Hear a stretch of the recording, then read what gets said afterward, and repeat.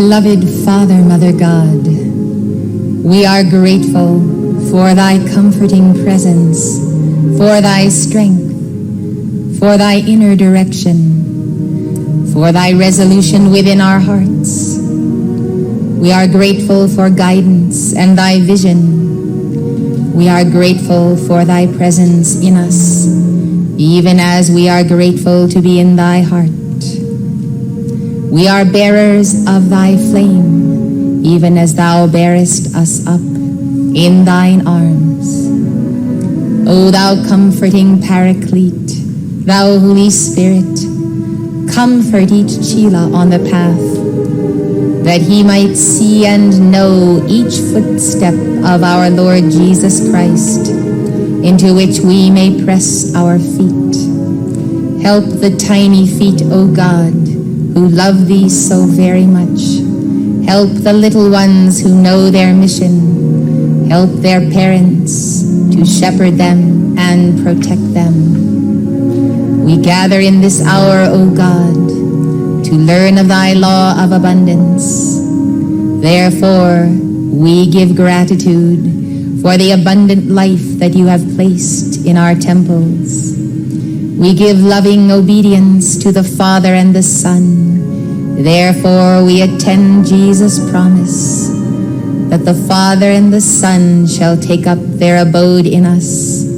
Come quickly, O Father, Mother God, and live where I am. Come quickly, O Lord Christ Jesus. Come quickly, O universal Christ, to intensify and multiply our holy Christ self.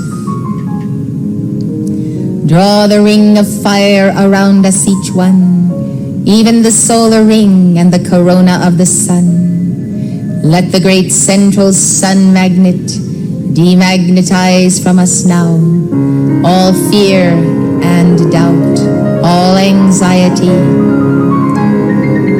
Let that be purged by Rheolight's flame. Fearlessness flame, come forth now. Displace the not self.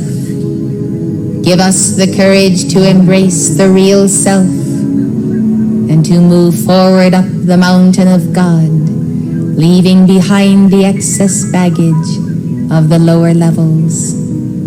O God, we would be free this hour to be thy perfect chalice. Teach us, O Lord, to receive testing and trial, initiation, as well as the reward of the prophets and the saints whose hour has come. Above all, we give thee praise, O God. We give thee thanks that thou hast taken unto thee thy great power and hast reigned in us. O God, let thy power reign. We accept it now in the name of the Father, the Son, the Holy Spirit, and the Divine Mother. Amen.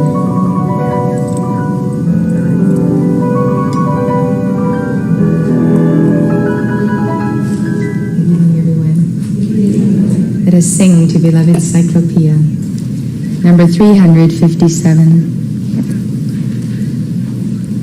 We'll leave the doors open, and I ask you to make calls to the all-seeing eye of God. I ask you to see the vision of the ray of Cyclopeia coming forth from that mighty eye. If you would like to face the eye and keep your attention riveted on the eye of God, so you may see God's eye upon you, and the shaft of light descending, and where you stand, there does descend the city foursquare. God has created for you an entire city of light. Oh, the city of light, let us enter it now and rejoice in the company of the saints and in those who are our elder brothers and sisters. O retreat of the Divine Mother, O thou New Jerusalem, thou city of God, be where I am that I am, for I am, we are thy servant, O God. Please give your calls together.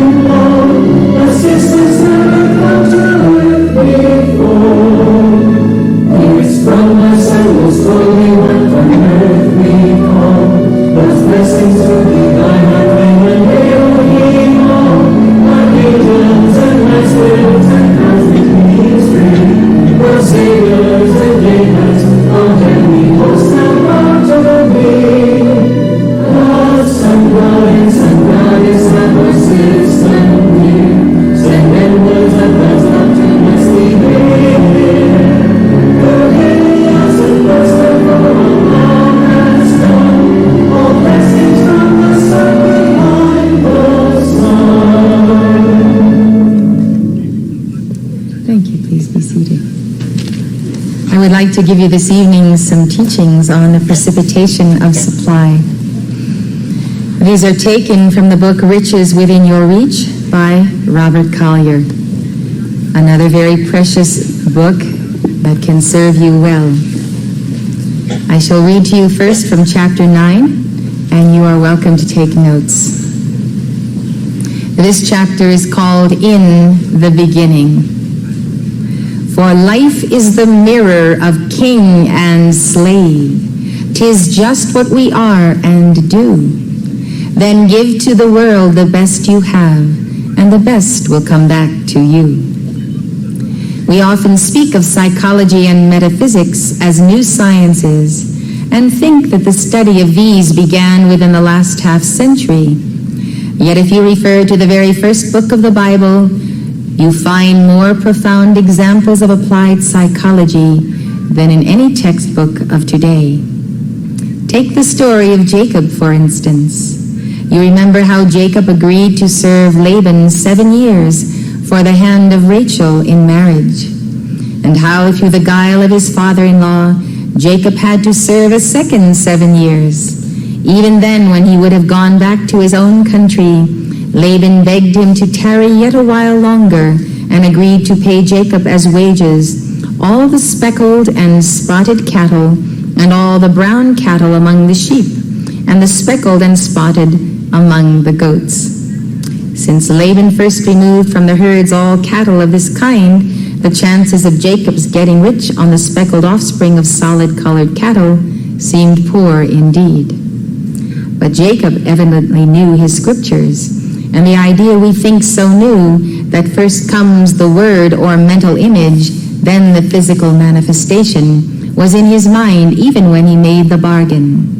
For what did he do? This is the story then of Jacob, which Mark Prophet used to tell very often. He never quite revealed all the mysteries of this story. Perhaps you can list them for yourself.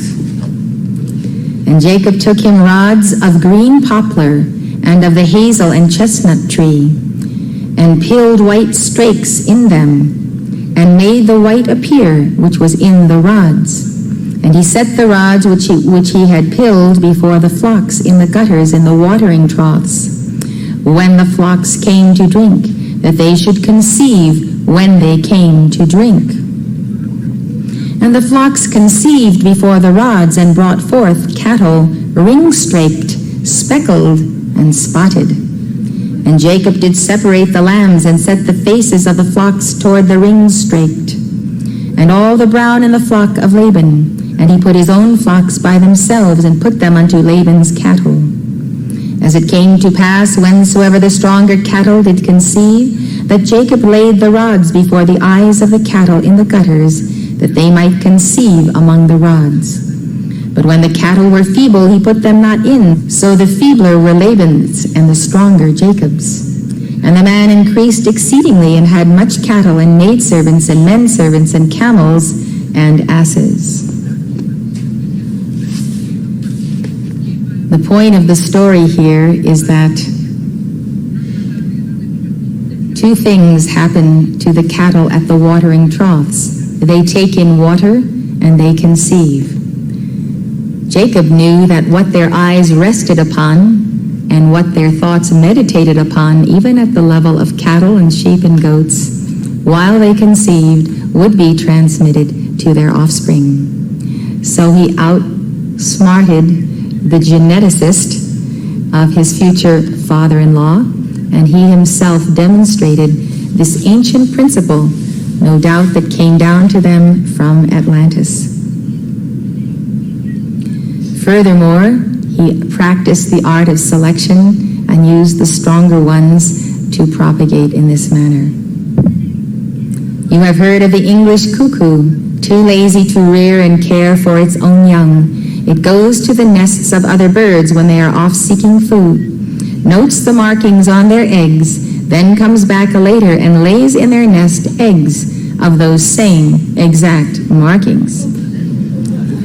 Various saints of the Middle Ages are said to have had markings on their hands, feet, and sides, similar to those on the crucified Savior. acquired from constant contemplation of his image. And only recently I read of an adopted child which was reported to have developed markings similar in all respects to those of the real son of its foster parents, although the son had died some months before the adopted child was born. The parents were satisfied it was a case of reincarnation, but it seemed to me merely a materialization in the foster child of the images in the mother's mind. She had grieved inexpressibly over her loss. She had adopted the waif to try to fill the void left by her own little boy, and striving to see in his every action some reminder of her lost one, those images so strongly held in her mind actually expressed themselves in the body of her foster child. Whether it was reincarnation or not, it certainly had a lot to do with the magnetic pull of this mother. It all comes back to that first line of the first chapter of the Gospel of St. John. In the beginning was the Word. For what is a word? A mental image, is it not? Before an architect can build a house, he must have a mental image of what he is to build. Before you can accomplish anything, you must have a clear mental image of what it is you want to do. That is the crux of the entire lesson this evening. You must have a clear mental image of what it is you want to do. I remind you that we cannot simply decree into the air, but we must decree directly to the eye of God, send our visualization to the eye of God, and the eye of God will send back that visualization to materialize it in concrete form. If we have no particular wish, no particular desire, no particular focus of our decrees, and just call for the will of God, we will get much less for our effort than if we pray earnestly to Saint Germain, follow the methods of his alchemy course, and make a step-by-step plan of what it is we are to outpicture. So, as we read here, turn to the scriptural account of the creation of the world. What is the outstanding fact you find there? In everything God created, the Word came first, then the material form. Notice that the author has already defined the Word as a mental picture or a mental image. We think of the Word as a fiat, as the power of God. We define the Word as the Shakti, the Divine Mother through whom the creation is manifest. This takes that concept another step further, that the Word that goes forth is not only the sound of the I am that I am, but it is a clear mental image, almost like a woodcut, a very definite mental image that is clear and precise and very specific in its detail. And God said, let there be light, and God said, let there be a firmament, and God said, let us make man. I want to point out to you that the word let means allow. Allow the energy to flow forth from above. Allow the all-seeing eye of God to see it. Allow yourself to see it. To send it to God. God sends it back to you from his I am presence and bounces it off the subconscious. I've spoken of the subconscious as a trampoline and the subconscious as a mirror. Let is very important. It is the word of Elohim, which is a plural noun for the Father, Mother, God. When we say let, each one of us can say that instantaneously. We are tying into the great causal body of ourselves and our twin flame. Let us can only refer to you with your twin flame created out of God in the beginning.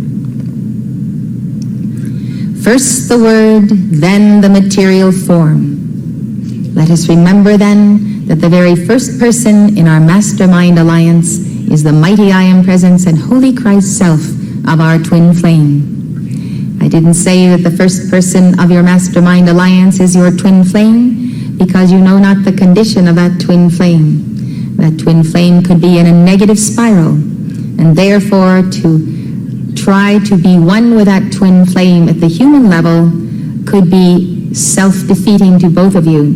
You may be the one that has the greater positive spiral. Therefore, you can draw on the great causal body, the I Am Presence, the Holy Christ Self of the twin flame, and wait until you have proof that that one in manifestation somewhere is in a positive spiral before you seek to unite at that level.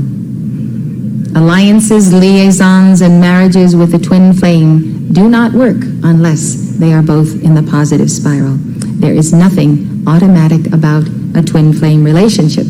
Yet, you have that claim to the causal body, and you should affirm it when you go about your alchemy. Scientists tell us that words denote ideas, mental concepts, that you can always judge how far a race has advanced in the mental scale by the number of words it uses. Its vocabulary is the measure of its ideas. Few words, few ideas, few mental images. Therefore, when God said, "Let the earth bring forth grass," he had in mind a clear mental image of what grass was like. And think of the many kinds of grasses that grow upon this planet. I am continually amazed as I walk through our forests at the many types and classifications of grasses. And I really didn't become aware of these until one day I walked through with a specialist in that which grows in this area, who named for me right within my range about 10 different types of grasses without even taking a footstep. It was like when I was a child and an internationally famous ornithologist, a woman of great wisdom and great love of birds, used to come and visit our home, and my parents, who had been acquainted when they were in South America. And this woman was selected to go along because of her international acclaim in the knowledge of birds. I used to think there were about 2 or 3 kinds of birds at the seashore. She went down to the seashore and identified at least 25 different kinds of birds immediately, where I had only seen at least 3 different kinds, or a minimum of 3 kinds. And so we realized that the imaging of the archetype of the bird and then the classification of birds is in the power of Elohim, in the power of the mind of God. If we want a particular bird and a particular grass, we will have to name it. And that is why we have bit kits for our children. A little bit of the intelligence of the mind of God, as Mark referred to these bits. Children will readily remember every type of grass if you make them a set of bit kits on all the different grasses with their pictures and with their names. They are not limited to the word grass, but we have become so. It is like the blurring of our vision because we have not been taught to really use our eyes or our third eye as children to image forth. But how can we image forth if we do not see clearly? So we must look at things all around us and practice taking in the detail so that when we wish to be co-creators with Elohim, we will have that detail inside of our minds, that great geometry of God, and be able to be very specific in our precipitation. When God said, "Let the earth bring forth grass," he had in mind a clear mental image of what grass was like. In other words, he had already formed the mold. He had already formed the mold. Because it is so difficult for us to form molds, we use everything available to us, pictures, newspapers, magazines, and we cut out very precise images. And that helps us to precipitate what we want. As the scriptures put it, the Lord God made the earth and the heavens and every plant of the field before it was in the earth, and every herb of the field before it grew. I'm grateful this author has brought this to our attention because the etheric matrix was set. God set the etheric matrix as a giant grid. And when he said, "Let there be light," and the light passed through this grid, the light went from the Alpha to the Omega and was manifest in manifestation according to the shape it took, passing through the grid, the image, the matrix, the mold of the mind of God. He made the mental image, the mold. It needed then only to draw upon the energy about him to fill that mold and give it material form. And that is all you too need to do to give your word of power material form. First, make the mental image, the mold, then pour into it the elements necessary to make that image manifest for all to see. Once we create the mental image, we want to see it physically. We paint it, we cut it out, we photograph it, but we bring it together, and then we practice the science of creation, which is the science of repetition. We come back to it regularly at the most receptive times in our consciousness, when the subconscious mind is in greater control than the conscious mind. Just before we go to sleep at night and just when we awaken in the morning. That is why the bedroom walls are the place for the images that you wish to bring forth in your life, and surely the place to put your treasure map.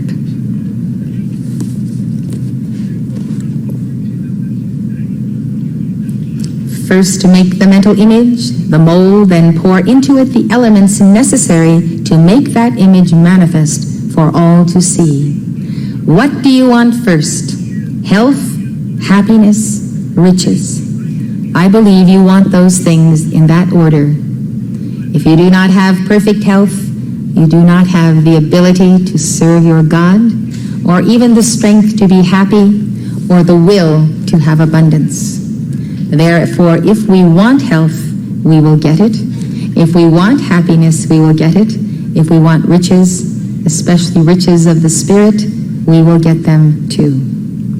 For perfect health, begin by taking the life out of every distorted image of sickness or imperfection. See yourself drawing it out, withdrawing the energy from the imperfect matrix, as by a mighty suction cup.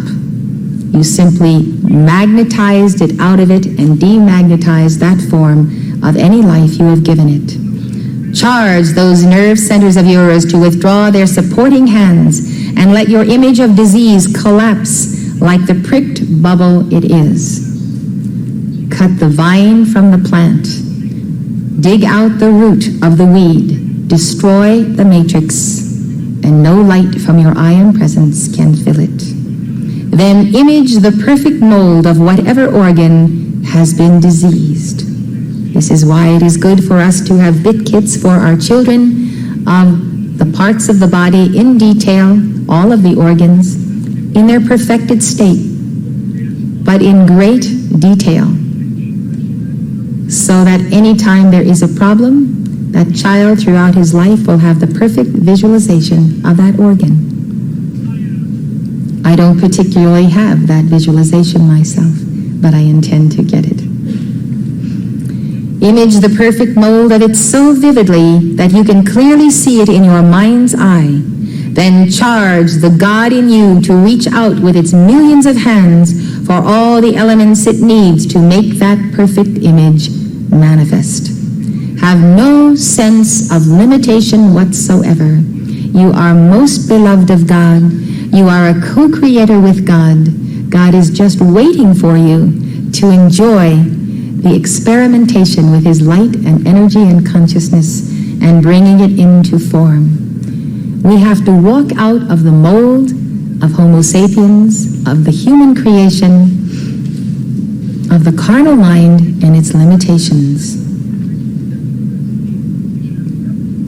First the word, the mental image, then the creation. But the creation will never become manifest without faith. Faith is a very powerful presence, but each time we attempt to create, the force plays the notes of doubt and fear that are in the subconscious. The recording, just like on a player piano, that plays off the same old melancholy tune. And it comes from the mass consciousness, it comes from the collective unconscious. And we have to understand that though we be beings of great faith, in the moment of precipitation of great things, the doubts and fears of the subconscious, the unconscious, the doubts and fears of elementals, of discarnates, of the mass consciousness of doubt and fear will assail us.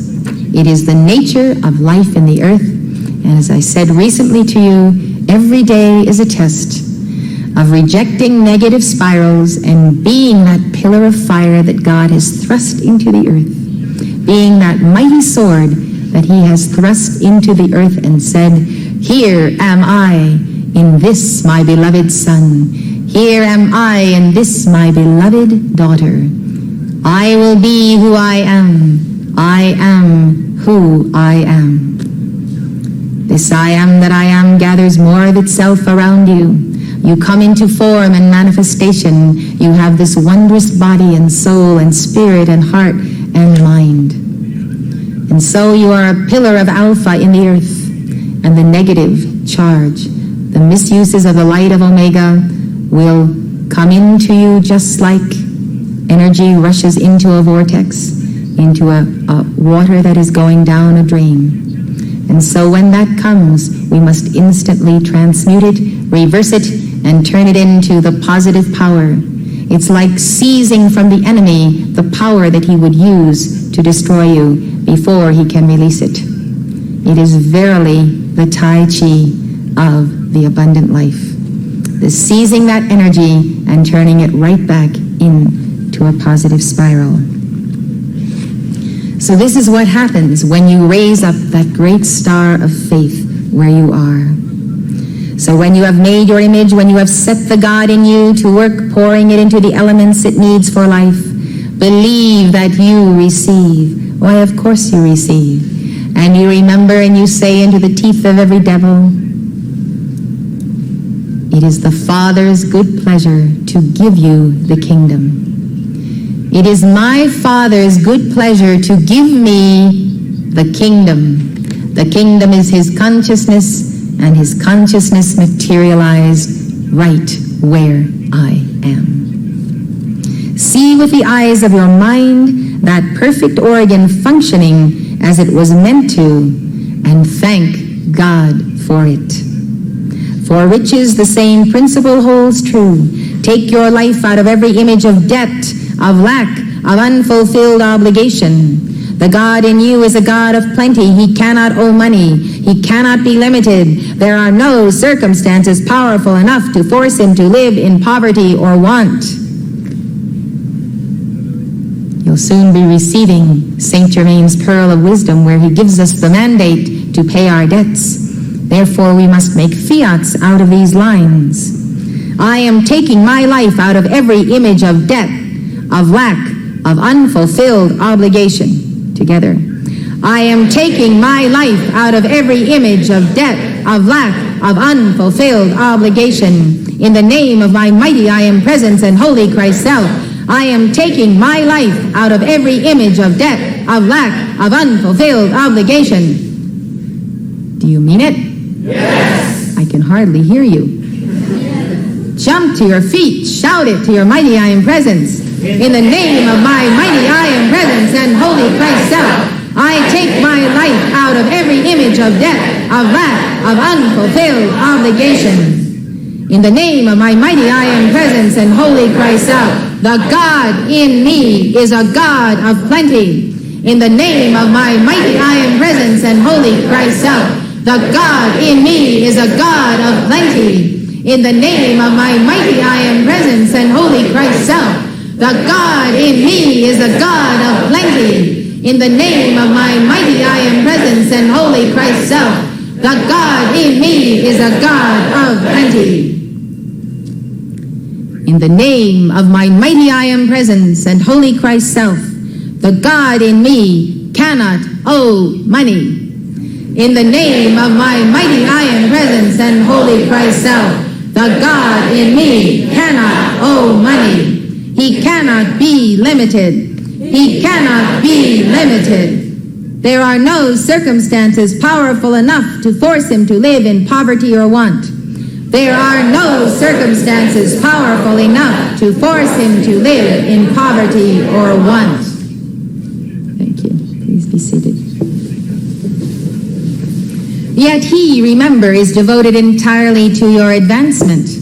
So how can you be tied down by debt or limitation of any kind?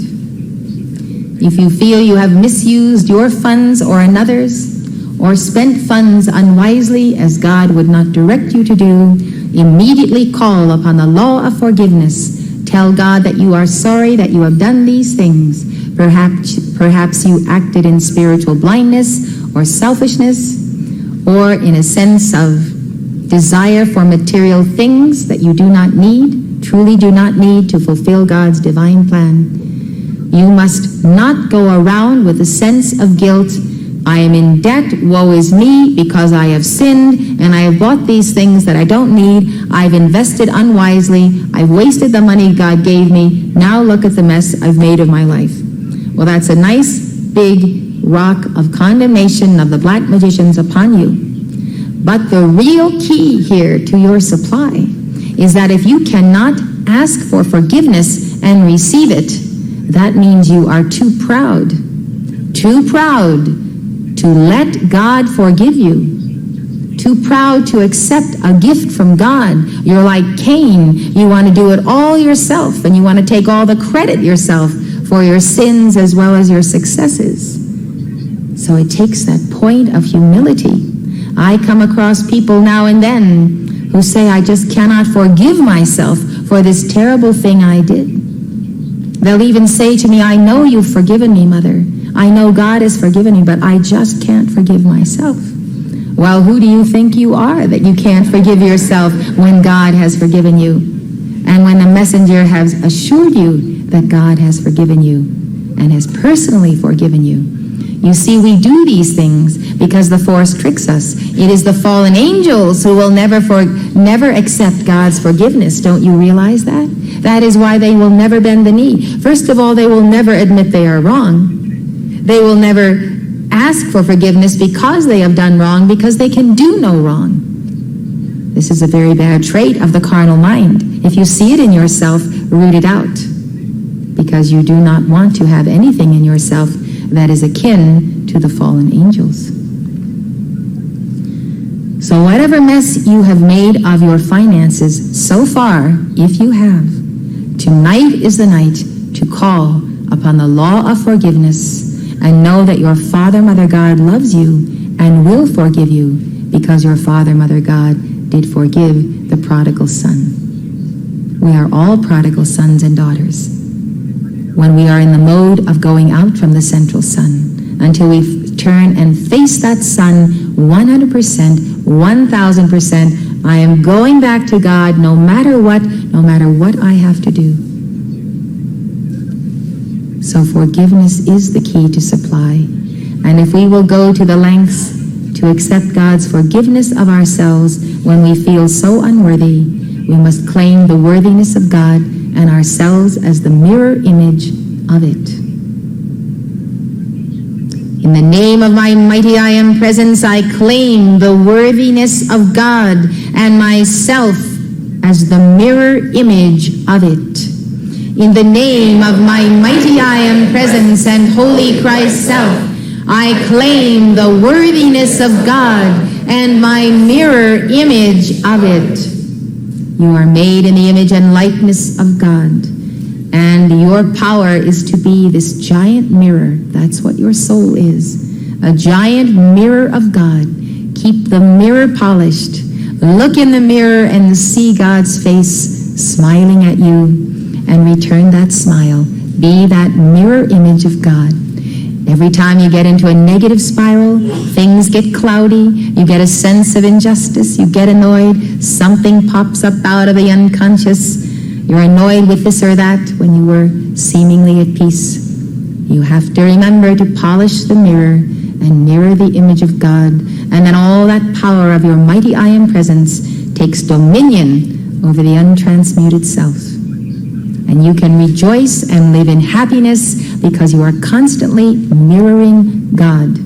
By constantly mirroring God, you balance karma, but you do so in the state of God consciousness, God self-awareness. You now are aware of yourself as the image and likeness of God, his mirror image.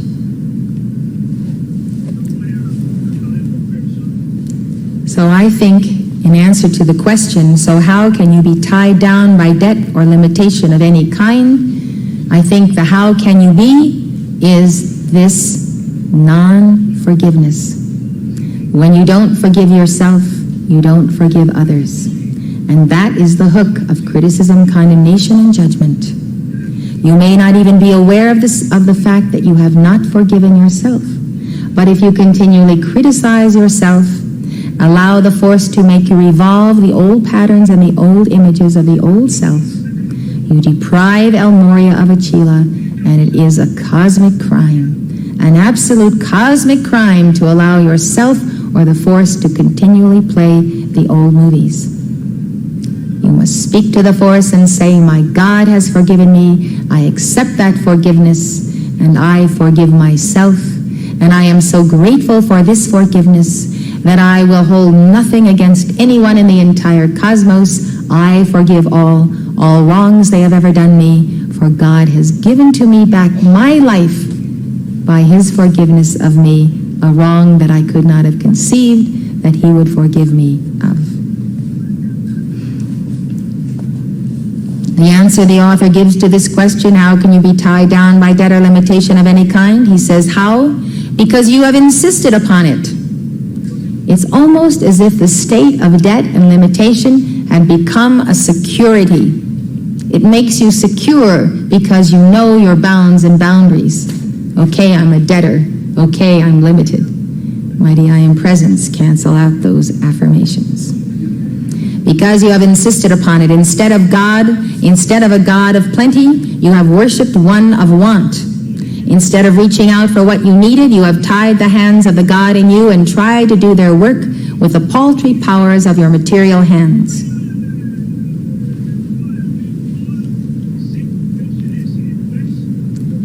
This is a state of martyrdom. And the devil comes along and tells you, you have to be a martyr, you have to bear all this negativity because you're some kind of a world savior and you're bearing world karma, and this is the Via Dolorosa that you have to walk. There's some kind of distorted and warped spiritual pride that has to do with psychological problems in this, as though we were fated and cursed by the fallen angels and we accepted their curse, and that's exactly what has happened. And the fallen angels are not our gods, but we have to tell ourselves that often. Tying the hands of God so that we could be in martyrdom. It's not fair to God, it's not fair to ourselves, it's not fair to the ascended masters, because we do not prove the teaching that we love so much when we maintain this state. Unloose the God in you, give him a job and set him to work. How about it? Make your mental image of the great business or other service you long for. Then set the God in you to work, bringing to you every element you need to make that image real. And don't wait until you receive the whole of it, but as fast as any element becomes manifest, use it. If you have only 10 cents, use it to start your great idea. If you have only the idea, start it, even though you can take only the first step. First the word, remember, then the creation, and there can be no creation without faith. Well, you have all the faith in the world, and then you go and tell your little plan or your big plan to somebody, and the first thing they say, that's ridiculous, that won't work, forget it. Did they puncture your balloon? Did all your faith go out? Well, you have to watch it. You've got to have faith stronger than 25 or 50 or 1,000 people telling you it can't be done.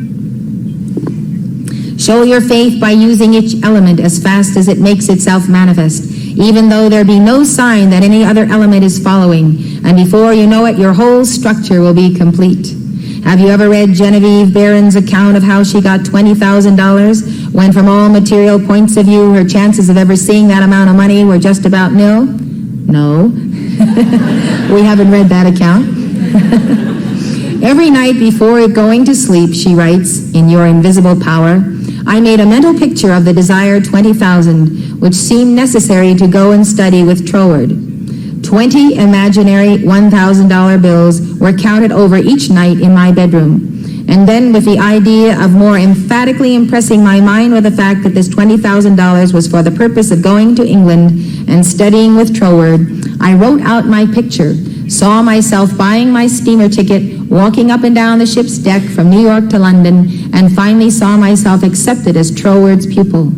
This process was repeated every morning and every evening, always impressing more and more fully upon my mind Troward's memorized statement: my mind is a center of divine operations.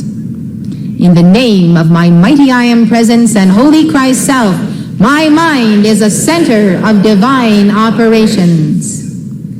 I endeavored to keep this statement in the back part of my consciousness all the time, with no thought in mind of how the money might be obtained. Probably the reason why there was no thought of the avenues through which the money might reach me was because I could not possibly imagine where the $20,000 would come from. So I simply held my thoughts steady and let the power of attraction find its own way and means. That's one way to do it. Don't not make your treasure map, and don't not visualize your money because you can't think of how you personally are going to get it. Remember, the God in you is waiting for you to put him to work to get that money for you and for us to pay all of our bills and have abundant left over to finish the projects we have started. We accept that done right now with full power. That's right.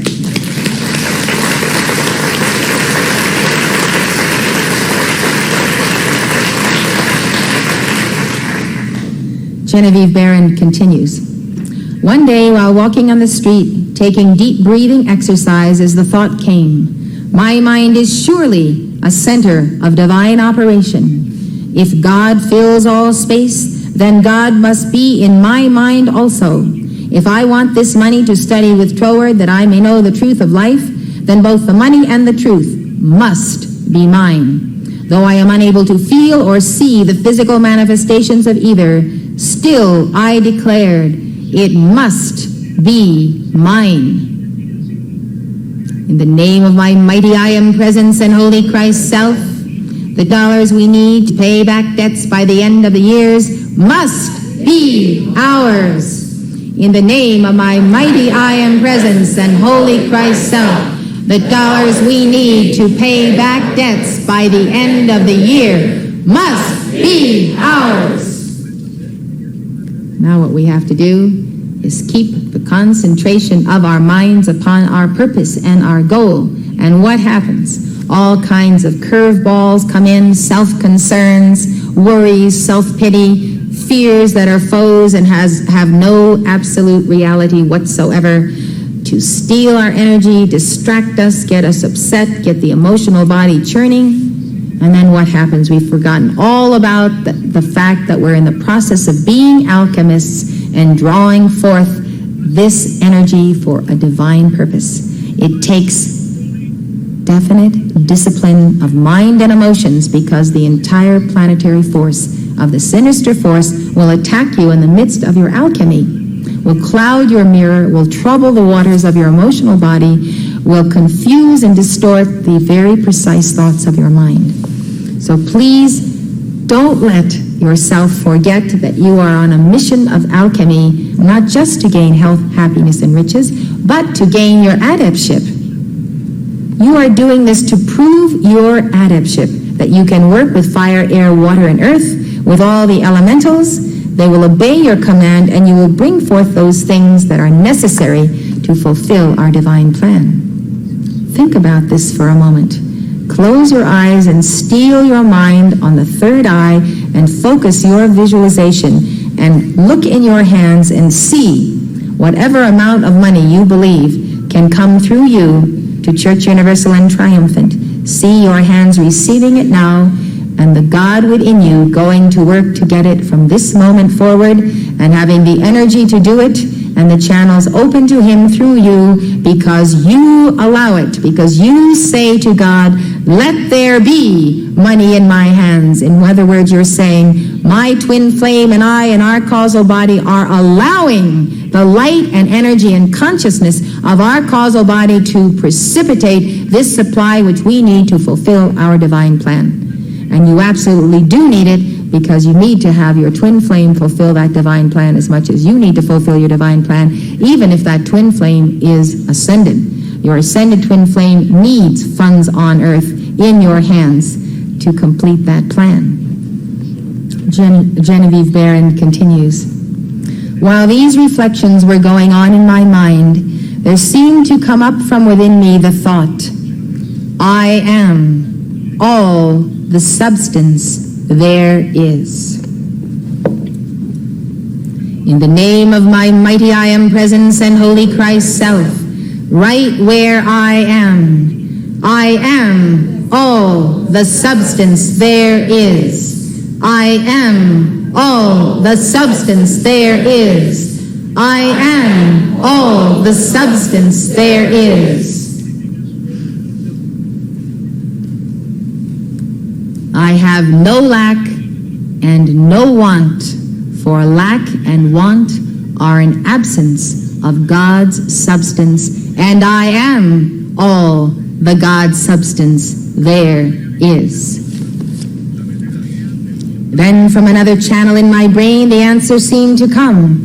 Of course, that's it. Everything must have its beginning in mind. The idea must contain within itself the only one and primary substance there is, and this means money as well as everything else. My mind accepted this idea, and immediately all the tension of mind and body was relaxed. There was a feeling of absolute certainty of being in touch with all the power life has to give. I would like to point out to you that those who are well off and those who are not show themselves visibly. If you are astute, you can see that those who have plenty of money do not have a tensed muscle in their faces. They have a certain peace and relaxation of confidence that they have the supply they need. Those who are poor tend to have tension in the body and in the face. And of course, that tension, which is the sense of want or lack, the absence of the abundance of God, that begets greater want, lack, and poverty. She goes on, all thought of money, teacher, or even my own personality vanished in the great wave of joy which swept over my entire being. I walked on and on with this feeling of joy steadily increasing and expanding until everything about me seemed aglow with resplendent light. Every person I passed appeared illuminated as I was. All consciousness of personality had disappeared, and in its place there came that great and almost overwhelming sense of joy and contentment. The joy of completeness, the joy that in my mighty I Am Presence, where I am that I am all the substance there is, and there is no want, there is no lack, there is no poverty, there is no indebtedness, for these things are the absence of that substance. I am in the all in all is in me. I am the fullness of the abundant life. God is my mind, and that universal mind is in every pore and cell and atom of my being. God is universal, divine, spiritual, material substance, and I am that substance and the fullness of that substance manifesting in me now. And I give it, and I break the bread of life, and I give it unto others and to all life. I share all that I am in God with every other part of life, who is God. That night when I made my picture of the $20,000, it was with an entirely changed aspect. On previous occasions when making my mental picture, I had felt that I was waking up something within myself. This time there was no sensation of effort. I simply counted over the $20,000. Then in a most unexpected manner, from a source of which I had no consciousness at the time, there seemed to open a possible avenue through which the money might reach me. Just as soon as there appeared a circumstance which indicated the direction through which the $20,000 might come, I not only made a supreme effort to regard the indicated direction calmly, as the first sprout of the seed I had sown in the absolute, but left no stone unturned to follow up that direction, thereby fulfilling my part. By so doing, one circumstance seemed naturally to lead to another, until step by step my desired $20,000 was secured. My beloved hearts, we can do the same, and it can be 20 million, taking care of all of our debts, all of Glastonbury debts, all debts of Keepers of the Flame. Do you believe it? Yes. Let's do it.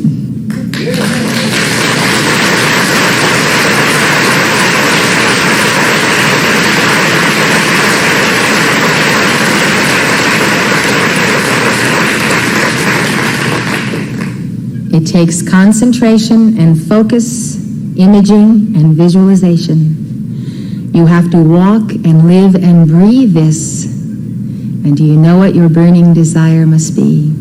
The burning desire to be one with Brahman and the Word in the beginning.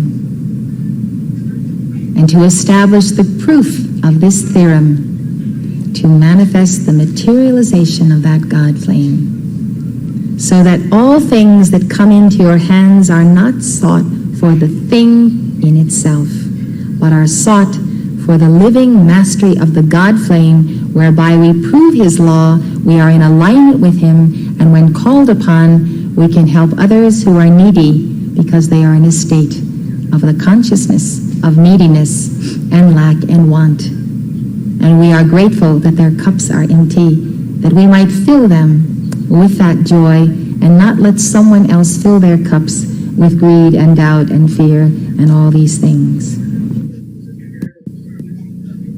For happiness, the method is no different. Your God is a God of love, and real love can know no unhappiness, for love gets its happiness from giving. There are laws to interfere with almost every other activity of humanity, but none to keep you from giving as much as you like.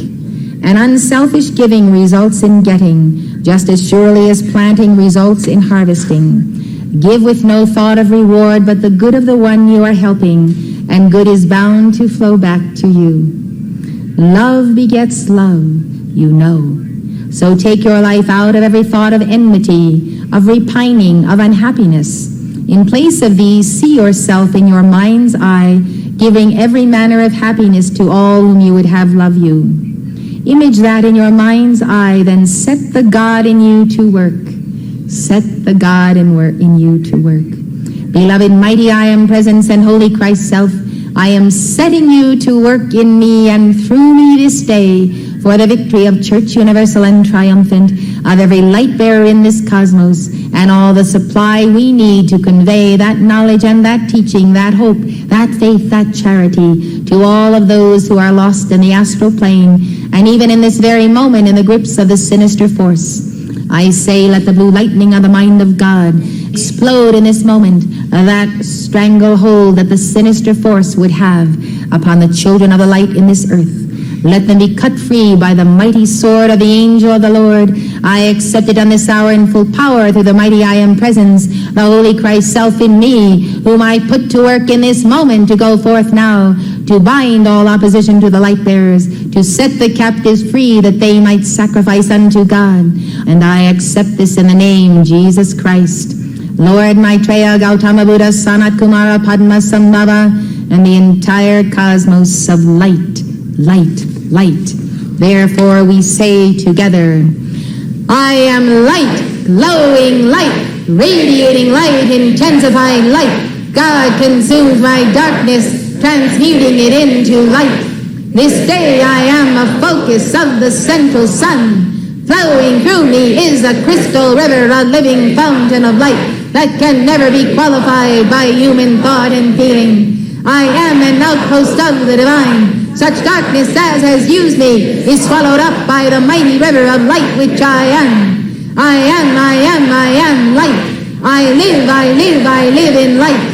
I am light's fullest dimension. I am light's purest intention. I am light, light, light. flooding the world everywhere I move, blessing, strengthening, and conveying the purpose of the kingdom of heaven. I am light, glowing light, radiating light, intensified light. God consumes my darkness, transmuting it into light.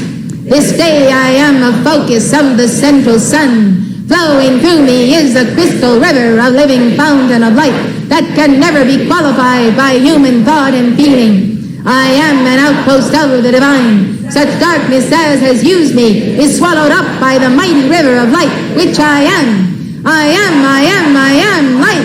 I live in light.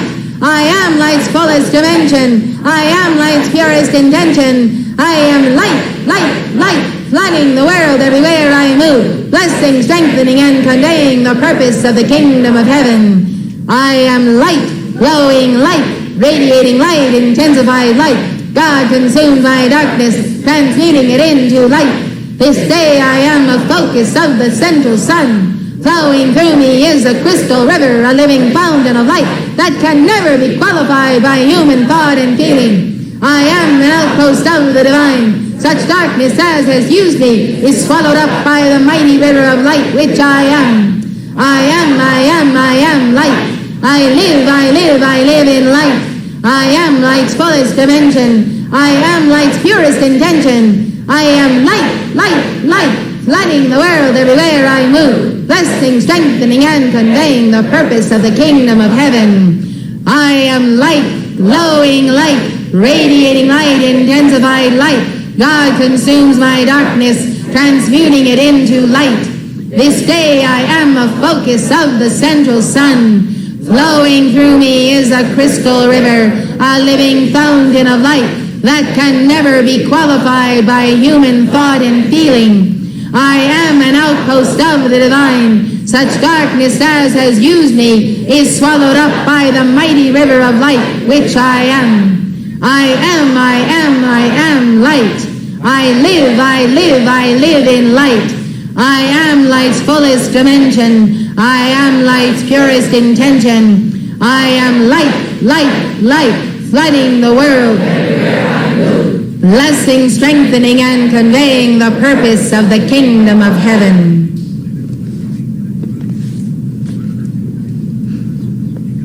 Image that in your mind's eye, then set the God in you to work, bringing you opportunities to make all these loved ones happier. In place of all enmity, repining of unhappiness, see yourself in your mind's eye, giving every manner of happiness to all whom you would have love you. Image that in your mind's eye, then set the God in you to work, bringing you opportunities to make all these loved ones happier. And as fast as each opportunity presents itself, use it. No matter how tiny an opportunity it may be, use it. No matter if it be merely the chance to say a pleasant word, to give a kindly smile, to bring a happy thought, use it. And in the using you will find that doubly great happiness has come to you. Each of us is a miniature sun, his circumstances and surroundings his solar system. If deaths and disease and troubles form part of your system, what is the remedy? Let go of them, of course. If you want new planets of riches and youth and happiness, how can you get them? In the same way the sun does, and only in that way, by throwing off from yourself. Remember this, nothing can come into your solar system except from you or through you. If it comes from outside, it is not yours and has no power over you until you take hold of it mentally and accept it as yours. It is best then, at this stage of the game and on the path, to see your astrology as initiation rather than karma. It may be karma, but let yourself translate it into initiation. For as initiation, you will clearly accept the positive and clearly transmute the negative and not see yourself victims. I do not like to get letters from people telling me what their astrological afflictions are and therefore why they are having a hard time.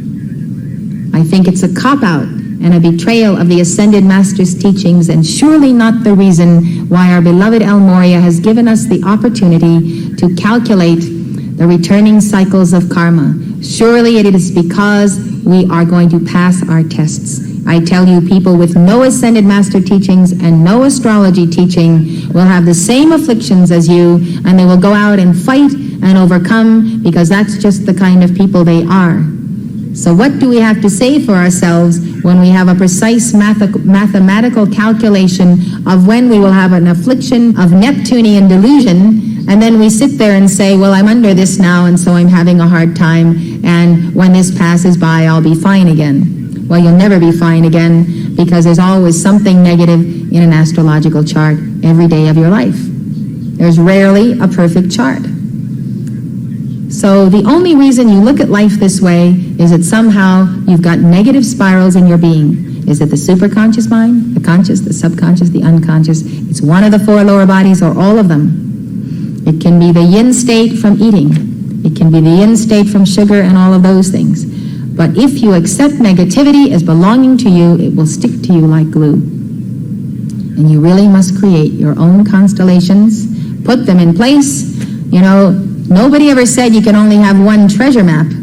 We should start with one, but you can have a separate treasure map where you see yourself in the center of a sun, and you take the pictures of the masters in place of the planets, and you put them in orbit around you.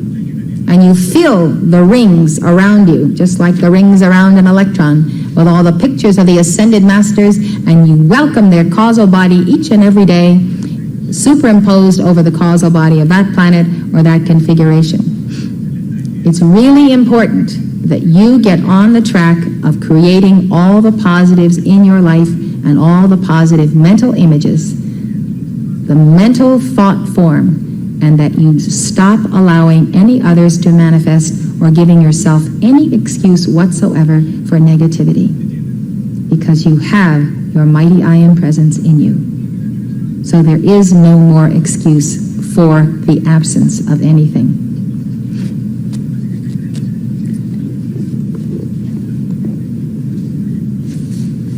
So if you don't want a certain configuration, you can refuse to accept it, refuse to take hold of it, refuse to believe in its reality, then put in the place it seems to occupy the perfect condition of your own imaging. This does not mean you negate the responsibilities of karma or the responsibilities of initiation. It does not mean that the Lord God will not test you, and if he allowed Satan to test Job, he just may allow the fallen angels to gather around you to test you and see if you're going to be true in the cosmic honor flame and not be compromised by them.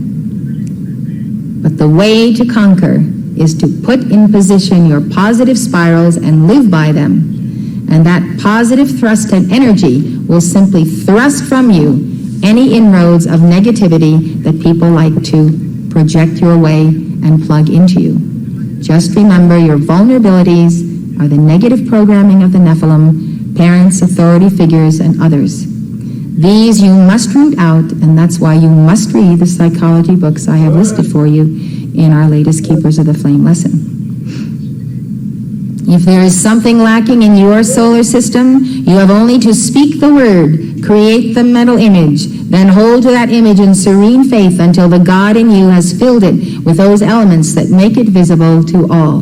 Remember the key word, let there be light. Let there be peace. Let there be abundance. Let there be love. Let there be supply. Let there be the specific manifestation of this thing, O God, in thy name. Let. That's what opens the flood tides of light. And remember, when you say let, to have as well defined a mental image as you can conjure up, so it takes the form and manifests precisely. It is your own fault when you allow yourself to become the victim of personal impotence or of undesirable external situations. As Emerson put it, nothing external to you has any power over you. It only has the power that you give it. Those latter words are mine.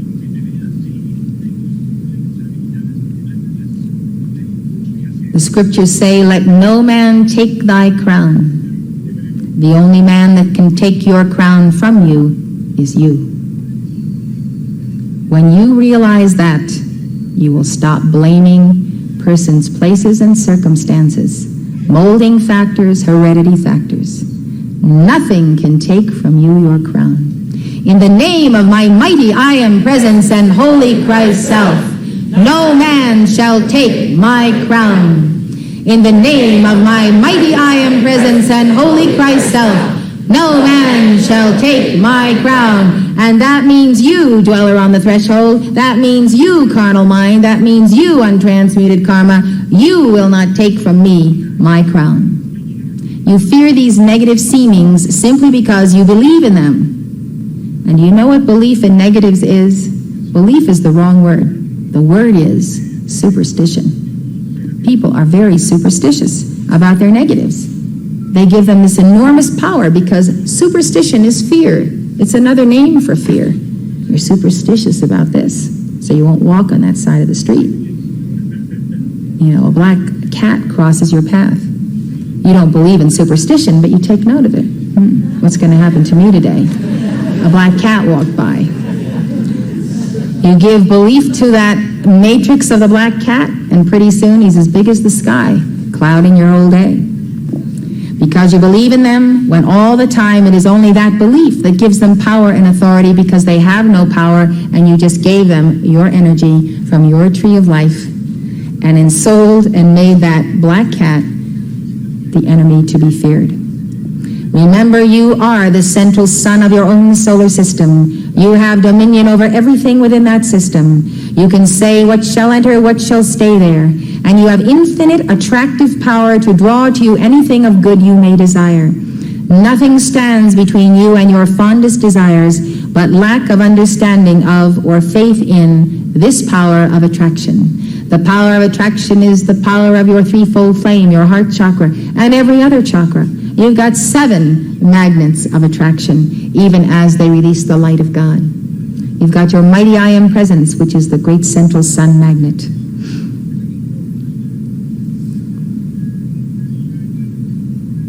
But once you send out the desire, you must have perfect faith in the result.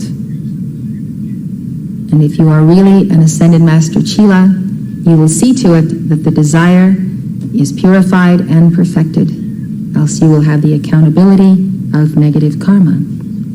You cannot accomplish anything by expressing a desire and then spending your time fearing and worrying lest you will not find the work you seek, or not have the money and time to pay your bills, or that some other evil thing will happen to prevent good from coming to you. The law of attraction cannot bring both good and evil at the same time. It must be one or the other, and it is up to you to decide which it shall be.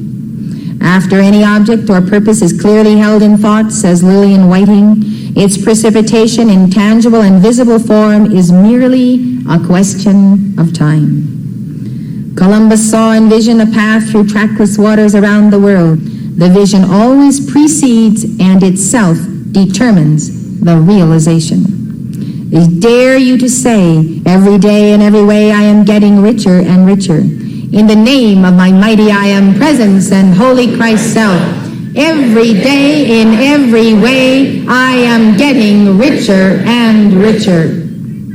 Always be certain that you see the sphere, the giant sphere of the great spirit universe above you, let's say from the heart up, and the giant sphere of the matter universe below you. So when you speak of riches, you are seeing coming to yourself the balance of spiritual treasures and wisdom and all the virtues of God with their corresponding materialization in the matter universe of the abundance of every good and perfect gift that you need to be successful as a Chela. If you dare to say this and will follow up the word with a mental image of yourself having all the riches you desire, spirit substance will make your word manifest and show you the way to riches. And spirit substance does this by the mighty figure 8 flow from that figure 8 back again. So the spiritual energy descends through the nexus of your Christ mind into spiritual manifestation, and those atoms and electrons keep flowing back to the spirit and back into the form again. So you are continually vitalizing your materializations with that light and energy. You were designed by the Father to be master of your fate and captain of your soul. If you are not exercising that mastery, it is because you are lying down on the job. Instead of mastering your thoughts and mental images, you are letting them bow down before mere things, or mere persons, or mere circumstances of karma, or mere conditions of life, or mere hereditary factors. Whatever the mere is, that's the problem. Instead of mastering your thoughts and mental images, you are letting them bow down before mere things. That's in violation of the first commandment. Thou shalt have no other gods before me.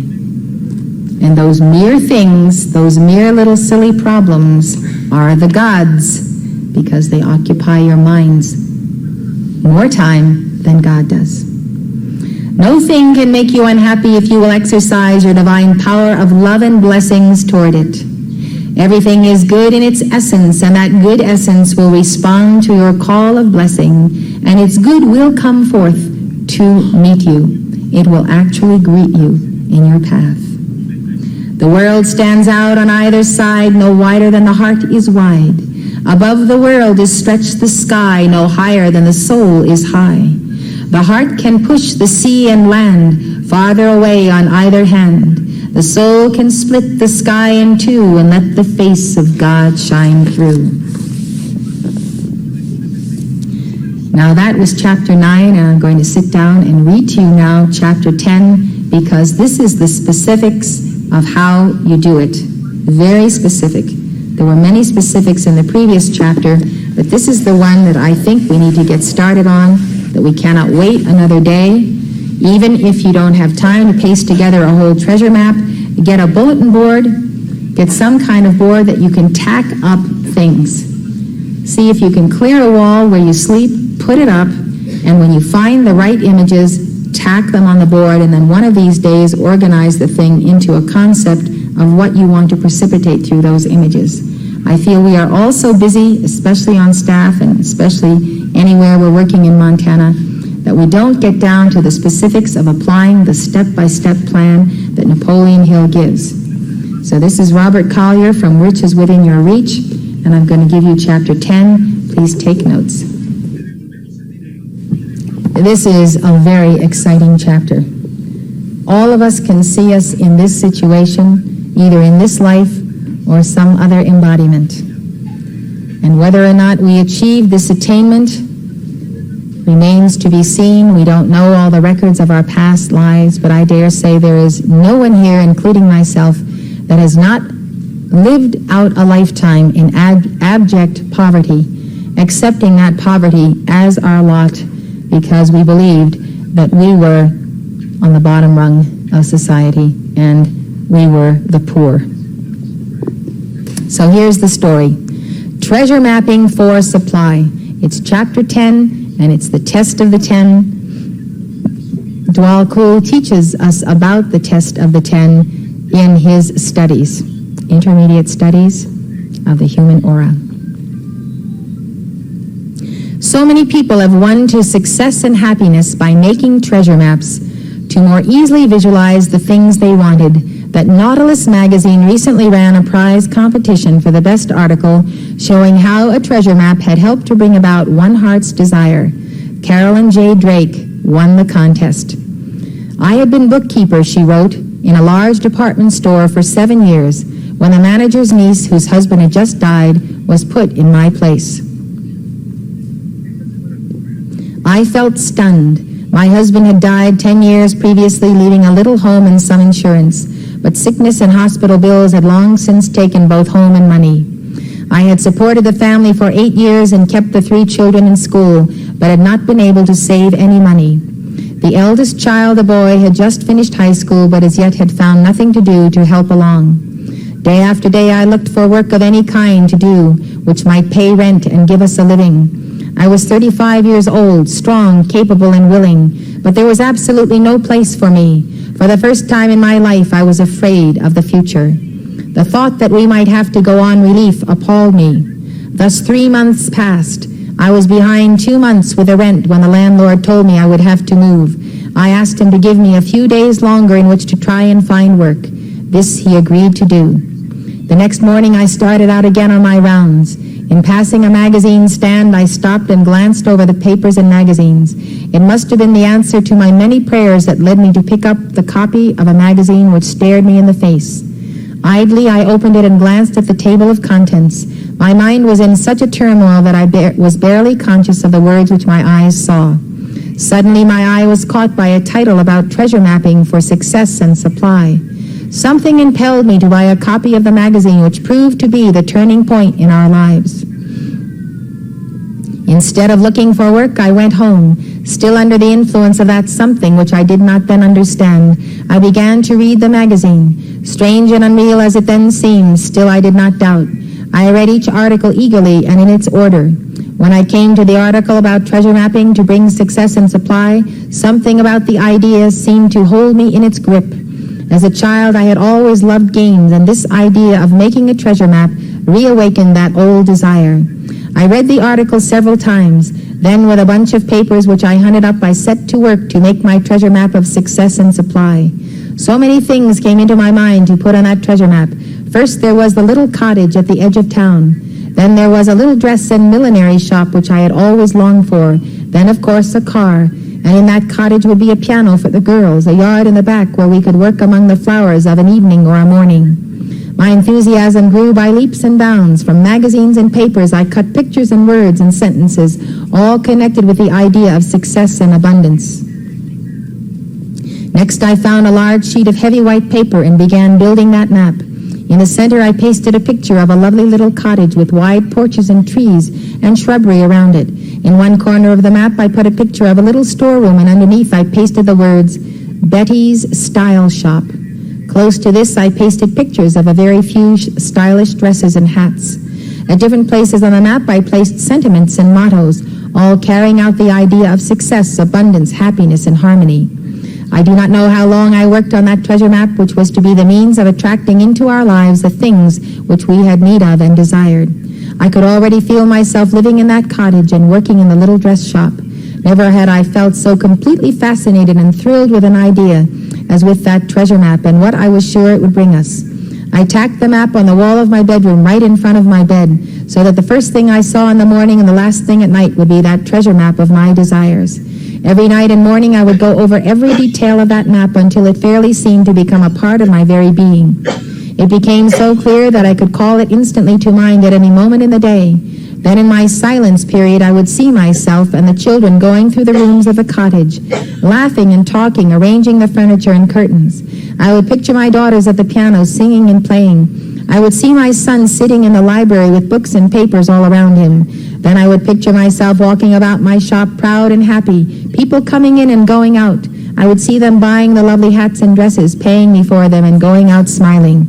During all this time, I was learning more and more of the power of the mind to draw to us the things and conditions like unto our thoughts. I understood that this treasure map was but the means of impressing upon my subconscious mind the pattern from which to build the conditions of success and harmony into our lives. Always, after each of my silence periods, I would lovingly thank God that the abundance and harmony and love were already ours. I believe that I had received, for mentally living in the cottage and working in the shop was to me the certain fact that I would take possession of them in the material world just as in the mental. Isn't that what we teach? The etheric is the matrix. We step it down to the mental. The mental has to be stepped down into the desire body and the desire into the physical. For this to be stepped down, there must be successive stages of desiring. We must want the etheric matrix, and therefore we have to work with our minds to get it and form it. We have to want that mental matrix to become clothed with the desire of the mind, so we must desire it, and the desire becomes the magnet for the first side of our clock, the etheric and the mental. Then the physical becomes the vessel into which the desire body pours it, for the physical is in alignment with that absolute unconsciousness of the universal mind of God. When the children found out what I was doing, they entered heartily into the spirit of the game, and each of them soon had a treasure map of his own. All of you with children must give your children this teaching and joyfully, happily make a treasure map for yourself and let them make their own, and don't give them a single idea or suggestion. Just give them the raw materials, stacks of magazines and newspapers and things, and let them think about what they want most, and whose master's pictures and what quotes and sayings they want to put in it. Be careful not to tread upon that delicate process of the soul of the child discovering what he wants most from his Christ self. It was not many weeks before things began to happen. One day I met an old friend of my husband's, and he told me that he and his wife were going west for several months and asked if we would come out and take care of their house for the rent. A week later, we were settled in that cottage, which was almost the very picture of the one I had on my treasure map. A little later, my son was offered work evenings and Saturdays in an engineering office, which proved the means of his entering college that fall. We had been in the cottage nearly 2 months when I saw an advertisement in the local paper for a woman to take charge of a ladies' dress shop. I answered the ad and found that the owner was having to give up the shop for several months, perhaps permanently, on account of her health. Arrangements were quickly made so that I was to run the business and share half the expenses and the profits. Within 6 months after we started treasure mapping for supply, we had accomplished practically everything that map called for. When the owner of the cottage came back several months later, he made it possible for us to buy the place, and we are still here. The business, too, is mine now. The lady decided not to come back, so I bought the business, paying her so much a month. It is a much larger and more thriving business now, thanks to the understanding of the power of thought which I gained through my study and practice. In another article in Nautilus, Helen M. Kitchell told how she used a treasure map to sell her property. She pasted an attractive picture of her house on a large sheet of paper, put a description of it underneath, and then surrounded picture and description with such mottos as, "Love, the divine magnet, attracts all that is good," and others of a similar nature. She hung her map where she could see and study it several times a day, and repeated some of the affirmations or mottos whenever the thought of making a sale occurred to her. She also started a little private letter box which she called God's Box, and in it, whenever the thought occurred to her, she placed a letter written to God telling of her needs and desires. Then each month she went over the letters, taking out and giving thanks for those that had been answered. Within a year, her house was sold on the very plan she herself had outlined in one of her letters to God, on the exact basis and for the exact price she had asked in that letter. Another method is to talk with God. Go somewhere where you can be alone and undisturbed for a little while and talk aloud to God exactly as you would to a loving and understanding Father.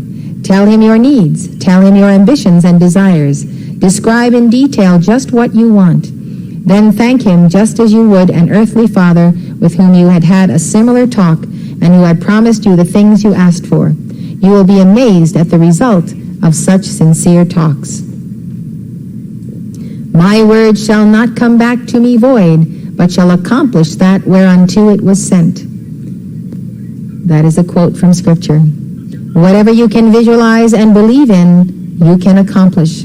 Whatever you can see as yours in your mind's eye, you can get. In the beginning was the Word. In the beginning is the mental image.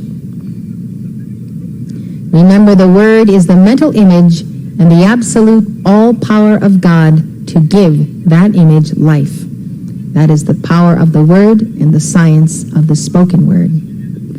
Corinne Wells had an article in her little magazine Through Rose-Colored Glasses that illustrates the power of visualizing your ambitions and desires. Many years ago, she says, a young girl who lived in a New York tenement was employed by a fashionable Fifth Avenue modiste to run errands, match samples, and pull basting threads. Annie loved her job. From an environment of poverty, she had become suddenly and miraculously an inhabitant of an amazing new world of beauty, wealth, and fashion. It was thrilling to see lovely ladies arrive in fine carriages, to watch the social elite preen before Madame's big gold-framed mirrors. The little errand girl in her starched gingham soon became filled with desire and fired with ambition. She began imagining herself as head of the establishment instead of its most lowly employee. Whenever she passed before mirrors, she smiled at a secret reflection she saw of herself, older and more beautiful, a person of charm and importance. At this point in the story, I must remind you of the motto of the Great White Brotherhood, to know, to dare, to do, and to be silent. The importance of keeping sealed your alchemy and your visualization cannot be overstated. Other minds of a negative spiral, or in whom there may be aroused envy or jealousy or fear or doubt or threat that they are being displaced or whatever, they will cause a disintegration spiral on your alchemy. This is why you may keep this treasure map in your room. You may desire to put above it a sheet or a piece of cloth that you cover it with when you're absent in the day, if the need be, to have it someplace where other people would come and go.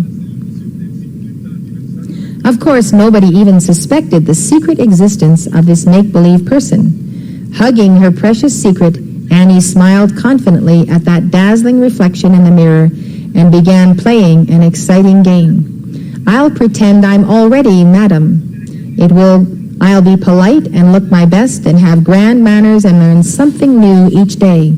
I'll work as hard and take as much interest as though the shop were really and truly mine. You know how you take care of something when it's yours, as opposed to how people take care of things when it is not theirs. This we have to be careful of, especially when we have an organization, that we do not become institutionalized and we do not think, well, this is not my property, it's community or company property, so I will not take care of it as though it were my own. If you don't take care of it as though it were your own, it will never become yours. Because God gives us things on loan that are other people's. And in the measure that we care for them, for those things entrusted to our care, God will make them our own. And this He does all throughout our lives. He wants to see what we will do when we think something is not mine. Soon, fashionable ladies began whispering to Madame, "Annie's the smartest girl you've ever had." Madame herself began to smile and say, "Annie, you may fold Mrs. Vandergilt's gown if you'll be very careful." Or, "I'm going to let you deliver this wedding dress," or, "My dear, you're developing a real gift for color and line." And finally, "I'm promoting you to the workroom." The years passed quickly. Each day Annie came more and more to resemble the image she alone had seen of herself. You might translate this as saying that you pass by a mirror one day and you see your Holy Christ self. Or you pass by a mirror one day and you don't see your Holy Christ self and you say, "My goodness, I am not reflecting my Holy Christ self. I better do something about it." Gradually, the little errand girl became Annette, an individual, then Annette, stylist, and finally, Madame Annette, renowned costume designer for a rich and famous clientele. The images we hold steadfastly in our minds over the years are not illusions. They are the patterns by which we are able to mold our own destinies. I don't know if any of you realize that Ella Wheeler Wilcox, whose poetry is quoted in this book, was the sister of Mrs. Ballard. This is her poem. "You never can tell when you do an act just what the result will be, but with every deed you are sowing a seed, though the harvest you may not see. Each kindly act is an acorn dropped in God's productive soil. You may not know, but the tree shall grow with shelter for those who toil. You never can tell what your thought will do in bringing you hate or love. For thoughts are things, and their airy wings are swifter than carrier doves. They follow the law of the universe. Each thing must create its kind. And they speed o'er the track to bring you back whatever went out from your mind." Riches within your reach, Robert Collier. It belongs on your night table. These are the kinds of things that you want to make fiats out of. I gave you the example this evening of making I am affirmations out of all of the statements here that are worthwhile. You have to do that. You're the alchemist. You have to take the elements, put them together, make your own fiats and affirmations.